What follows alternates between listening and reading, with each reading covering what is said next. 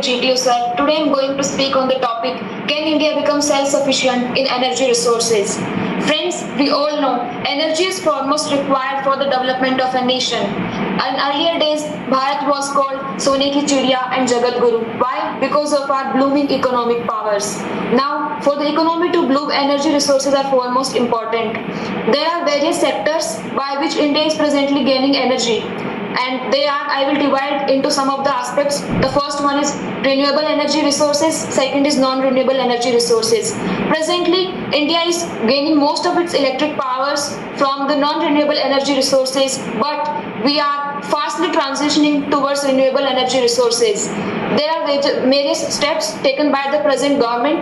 The first one is establishment of Indian solar panels, solar power organization in Gurgaon, and India is the headquarter of that organization.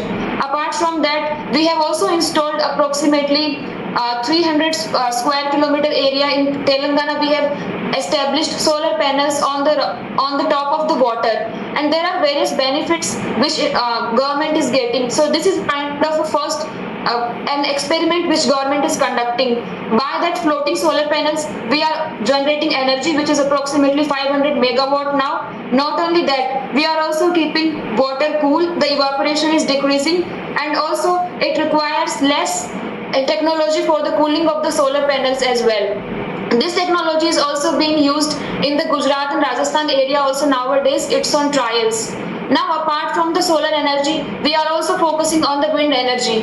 In the Rajasthan desert sector, we can see on the Aravalli hilltops, lot of solar panels, lot of wind energy turbines are being installed. A very good example is Harsh Ka Pahad near me, where the government has installed wind turbines, almost 8 or 10 of them in the nearby ranges.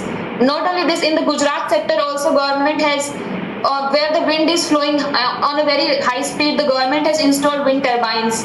Apart from this, near the where the heat is more, the government is extracting those.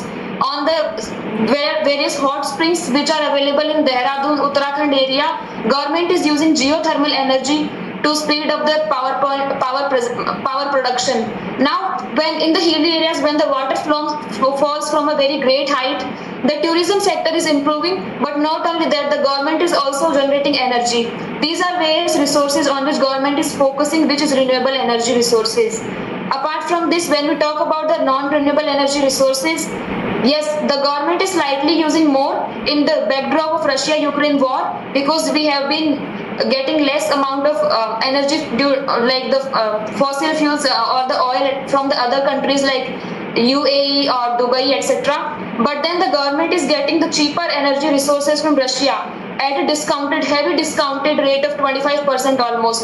So that's why nowadays we are relying more on the non-renewable energy resources. Now I have covered about the renewable and non-renewable energy resources which India is using.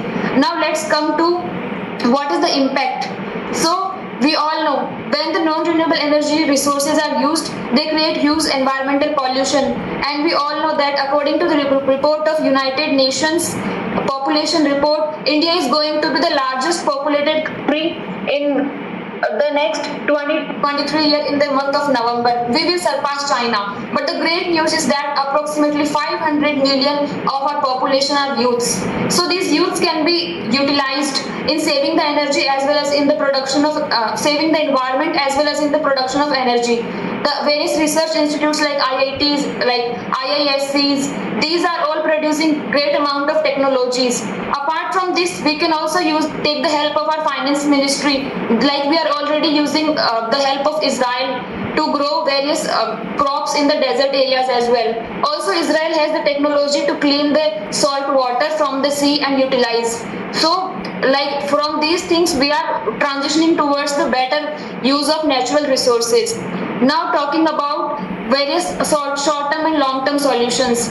So, basically the government is giving subsidy to various people who are transitioning from non-renewable energy resources in their household purposes to renewable. The foremost example is that in each of the house nearby Rajasthan or some other areas which I have seen, or mostly in India, people are planting solar panels on their rooftops.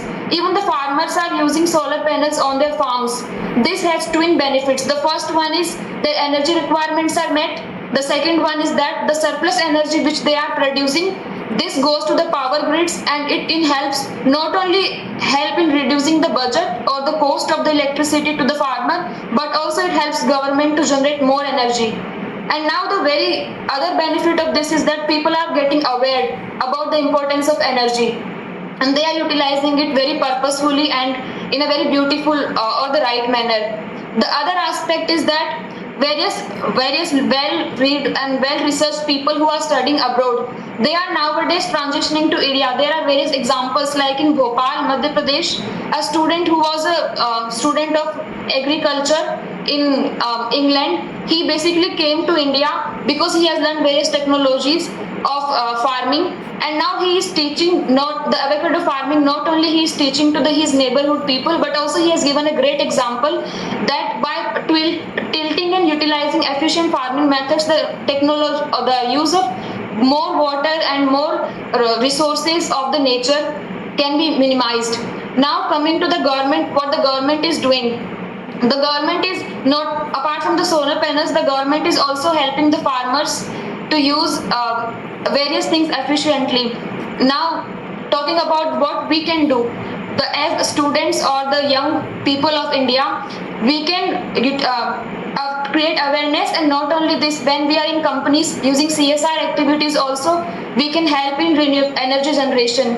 In the very good example is that in Barclays, the company in which I work, it has been certified as green building because all the power resources requirements are met by renewable energy resources.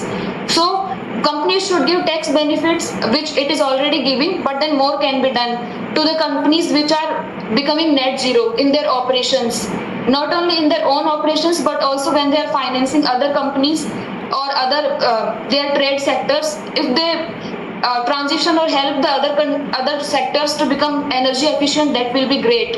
Now talking on the very larger picture, which is world level, the India in the G7 meeting has talked on 5 major agendas, and the one was on the renewable energy resources. So the world is demanding, or world is requiring more support from the developed nations to transition into renewable energy resources. Not only fund, but also the use of technology as well as proper support. So these kind of things, when mixed together, will create a good future, and in this way the whole world will become self-reliant in terms of energy resources. Thank you.